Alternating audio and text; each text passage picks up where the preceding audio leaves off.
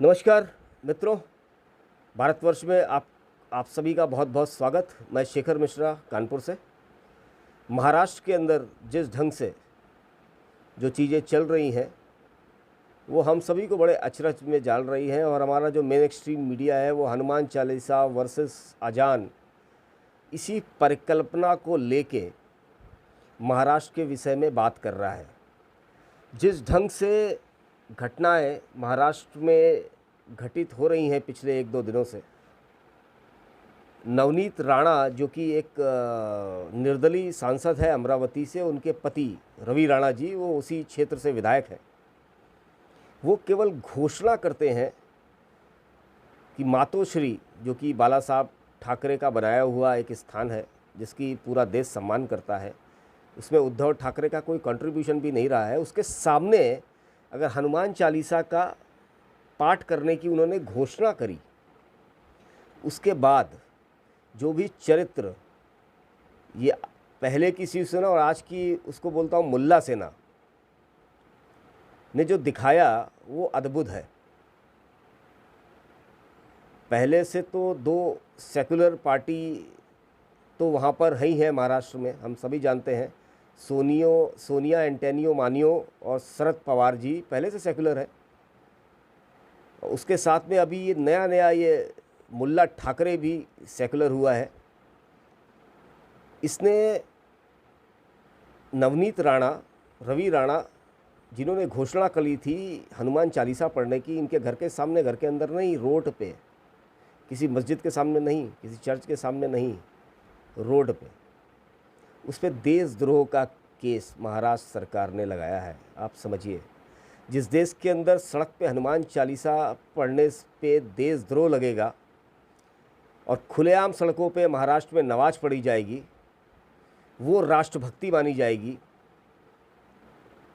तो आप समझिए ये जो चरित्र है महाराष्ट्र सरकार का, ये यही दिखाता है विनाश काले विपरीत बुद्धि।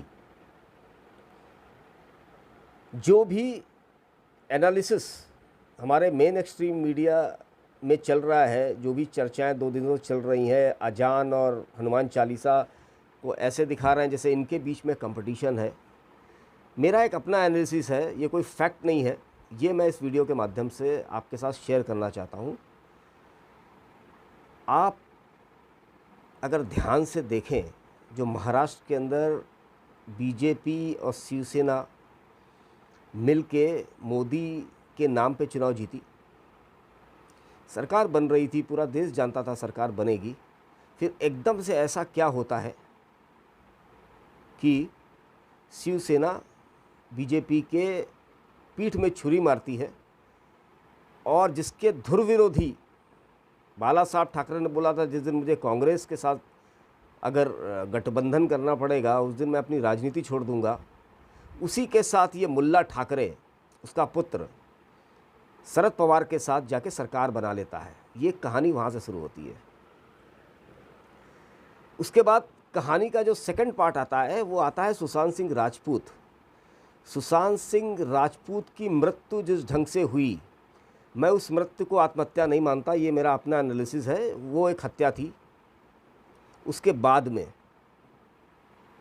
एक दिशा साल्यान, जो कि एक बॉलीवुड के फिल्म प्रोड्यूसर की मैनेजर थी, उसकी हत्या जिस ढंग से टेरेस से उसको फेंक के करी गई, उसमें नाम किसका आया अगर आपकी मेमोरी में हो, उसमें नाम आया इसी मुल्ला ठाकरे के पुत्र का, आदित्य ठाकरे का।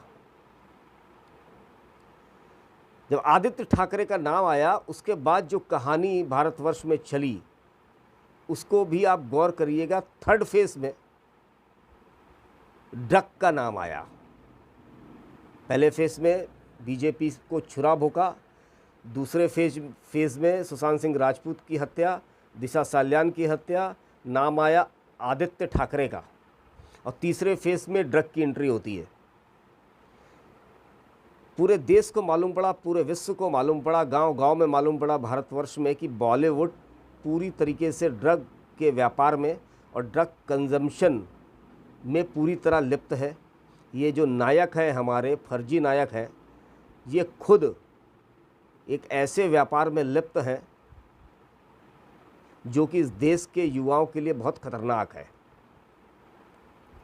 उसके बाद में शाहरुख खान का बेटा पकड़ा जाता है, तो लोगों को और क्लियर होता है भारतवर्ष में कि ये तो हमारे सुपरस्टार, जिनको कुछ मीडिया, लुटियन मीडिया या वामपंथी पत्रकार सुपरस्टार बनाए हुए थे, वो तो एक्चुअली है क्या। ये उसी घटनाक्रम को अगर हम थोड़ा सा आगे बढ़ाएं, उसके बाद आते हैं पुलिस परमवीर सिंह का उपक्रम शुरू होता है और संजय वाझे का उपक्रम शुरू होता है। फिर टॉर्चर कौन होता है, ध्यान दीजिएगा, ये पूरा सिस्टम मैं 1 2 3 4 बता रहा हूँ। उसके बाद सिस्टम शुरू होता है रिपब्लिक टीवी का। रिपब्लिक टीवी के जो ओनर हैं या उनके जो एंकर हैं अर्णव गोस्वामी के साथ महाराष्ट्र की गवर्नमेंट, ये सेकुलर गवर्नमेंट शुरू करती है सच बताने का। जो अर्णव गोस्वामी ने पाप किया उसका दंड देने की कोशिश ये शुरू करते हैं। और अर्णव गोस्वामी को ऐसे टॉर्चर किया जाता है, उसको पुलिस वैन के अंदर ऐसे काले कपड़ों में उस वैन को बंद करके ऐसे जेल ले जाते हैं, ऐसा लगता है कि वो बहुत बड़ा टेररिस्ट हो, वो बिन लादेन हो। इस ढंग का कार्यक्रम यही सरकार करती है। उसके बाद जब कोर्ट द्वारा अर्णव गोस्वामी छूट जाते हैं और कई चीज़ें होती हैं, तब भी ये मानते नहीं हैं। फिर जो कंगना रनावत एक एक्टर है, बॉलीवुड में एकमात्र एक्टर है जो इसका विरोध करती है, उसके घर में यही सेकुलर महाराष्ट्र की गवर्नमेंट, यही मुल्ला ठाकरे, यही शरद पवार, यही सोनिया एंटेनियो मानियो की सरकार किस ढंग से उस महिला के साथ व्यवहार करती है, उसके घर को किस ढंग से तोड़ा जाता है, ये पूरे देश ने देखा। उसके बाद फिर शरद पवार कई मीटिंग्स मोदी जी और शाह के साथ करते हैं, कुछ शायद कंप्रोमाइज़ करने की बात कर रहे हो। मैंने बोला है ये मेरा अपना एनालिसिस है, इसमें कोई फैक्ट नहीं है। अभी मोदी जी के साथ शरद पवार जी मिले, कुछ अंडरस्टैंडिंग करने की कोशिश ज़रूर करी होगी कि छोड़ दीजिए, हम जो कर रहे हैं करने दीजिए, हम आपको नुकसान नहीं पहुंचाएंगे। लेकिन मोदी जी को हम जानते हैं, वो इस मामले में कोई भी दोस्त हो कंप्रोमाइज़ करेंगे नहीं। तो कंप्रोमाइज़ मोदी जी ने किया नहीं शरद पवार के साथ में, जबकि शरद पवार जैसे नेताओं की आदत है, ये जीवन भर राजनीति में ब्लैकमेलिंग और कंप्रोमाइज़ करके ही इन्होंने अपनी राजनीति करी है। और अपना पैसे का, चाहे वो आतंकवादियों से आ रहा हो, चाहे ड्रग माफियाओं के साथ में आ रहा हो, ऐसे राजनीतिक लोगों की जो दोस्ती होती है वो केवल पैसे से होती है। उनको ना राष्ट्र से मतलब है, ना प्रदेश से मतलब है, ना अपनी जनता से मतलब है, ना किसी से मतलब रहता है। ये उसी की परिणति है, क्योंकि अब इनको पहले भी मालूम था, अब इनको पूरी तरीके मालूम हो गया है कि जो भी ईडी ने किया है, नवाब मलिक को अंदर बैठाले हुए है, इसी सेकुलर सरकार का गृह मंत्री मनी लॉन्ड्रिंग के केस में जेल में है। और अभी ये जो संजय राउत है, ये शरद पवार का बड़ा क्लोज है, दत्तक पुत्र है और शिवसेना का मुखपत्र है। ये इसके घर में इसने अपनी पत्नी के नाम पे जो भी संपत्ति अर्जित करी थी, वो ईडी ने सब उसको खोल के रख दिया है प्रदेश के सामने और देश के सामने। तो इन सब को पता है कि हमें एक दिन जेल की हवा खानी है।